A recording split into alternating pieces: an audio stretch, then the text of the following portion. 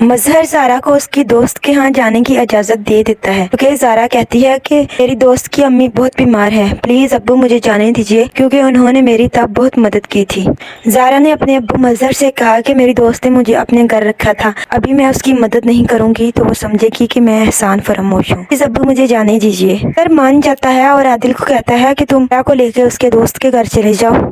جب زارا اور عادل گاڑی میں بیٹھ کے جا رہے ہوتے ہیں حیدرآباد، اب انہیں مظہر کی کال آتی ہے اور زارا عادل سے کہتی ہے کہ فون سپیکر پہ ڈالو۔ عادل فون سپیکر پہ ڈالتا ہے تو آگے سے مظہر کہتا ہے عادل پتہ لگا کے آنا کہ یہ کیسے لوگ ہیں، ان کے پاس زارا پہلے بھی گئی تھی اور اب بھی۔ عادل کہتا ہے کہ ماموں آپ کو اپنی بیٹی پہ یقین نہیں؟ مظہر کہتا ہے مجھے اپنی بیٹی پہ پورا یقین ہے۔ مظہر کہتا ہے میں چاہتا ہوں کہ میں اپنی بیٹی کے حوالے سے ہر خبر سے محتاط رہوں، کیونکہ حوالے سے محتاط رہنا پڑتا ہے، ان کی عزت کی پرواہ کرنی پڑتی ہے کیونکہ بیٹیاں بہت قیمتی ہوتی ہیں۔ جیسے عادل کہتا ہے ٹھیک ہے ماموں، میں سب پتہ کر کے آؤں گا۔ جیسے ہی سارا نانا میاں کے گھر پہنچتی ہے تو نانا میاں کہتا ہے کہ ابھی تو میں تمہیں کمرے میں چھوڑ کے آیا ہوں، تم یہاں کیسے؟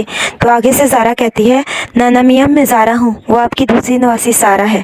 نانا میاں حیران ہو جاتے ہیں اور کہتے ہیں جس حقیقت کو چھپانے کے لیے میں تم سے بھاگ رہا تھا وہ کیسے وہ حقیقت آج میرے سامنے آ کھڑی ہوئی؟ یہ کہہ کے زارا نانا میاں کے گلے لگ جاتی ہے۔ نانا میاں حیران ہو جاتے ہیں اور زارا اپنی ماں کے پاس جاتی ہے۔ زارا کی ماں اپنی دونوں بیٹیوں کو سامنے دیکھ کے حیران ہو جاتی ہے اور آگے سے زارا کہتی ہے کہ امی آپ ہمیشہ کہتی تھی نا سارا کے خواب آتے ہیں، یہ دیکھیں میں آپ کی دوسری بیٹی لے آئی۔